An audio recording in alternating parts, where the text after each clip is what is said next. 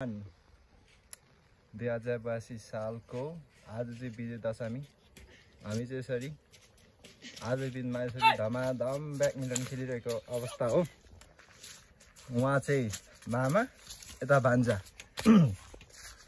Game एकदमै घमासान competitive गइरहेको अवस्था हो। हो गेम भनेको यस्तो हुनुपर्छ। मौसम यस्तो छ एकदमै कुहिरो हिले दसैँ भएको अवस्था।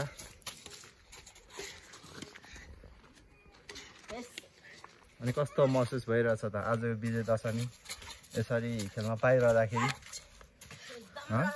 रमाइलो। यो चाहिँ हाम्रो रिङ्गालुङ छ भवन।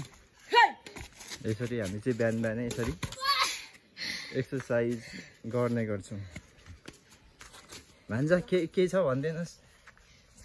ए छैन ल, रमाइलो भइरहेछ।